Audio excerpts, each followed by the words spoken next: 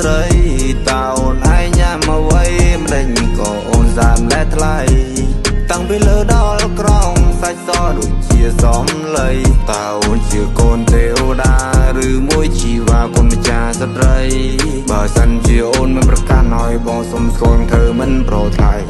ព្រោះអូននឹងបងមើលទៅសំគ្នាសំណាស់ពងងារដូចជាមាននិស័យតើអូននៅគិន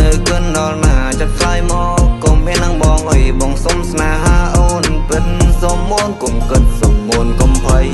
ចាំបងជូនអូនទៅដើរលេងទៅកន្លែងណាក៏បានដែរស្រីសុំទៅហាមាត់ស្រដីថាអូនអូខេនឹងបងអូខេនឹងបង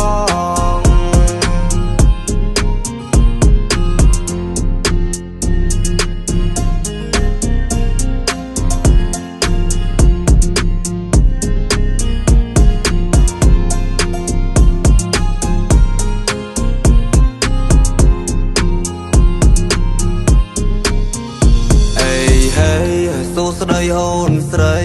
តើអូនឯងញ៉ាំអ្វីម្ដេចក៏អូនសានលែថ្លៃតាំងពីលើដល់ក្រោមសាច់សដូចជាសំឡីតើអូនជាកូនទេវតាឬមួយជីវ៉ាគុណម្ចាស់ស្ត្រីតើគួរអូនគិតយ៉ាងណាឆ្លើយមកជីវ៉ាកុំមាននឹងបងអីបើព្រមស្នេហ៍បងអូនហើយកុំភ័យទាំងយំទាំងថ្ងៃអូនចាំតែស្រួលឥឡូវអូនឈរអ៊ីនដល់ណាចាំជុំជីវ៉ារំចិនបង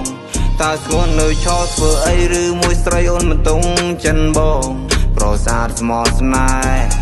ដូចជារូបបងមិនមែនចេះតែអូនទេនោះឡងអ្នកណាក៏ដឹងដែរប្រសាទស្មោះស្នេហ៍ស្រុកខ្មែរគឺមានតែបងនេះហើយ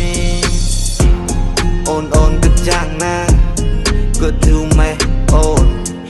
ឆាំប្រាប់មកនួនឡងប្រយ័ត្នតែបងបានគេឆាំជួយមករំនឹងបងចូលមក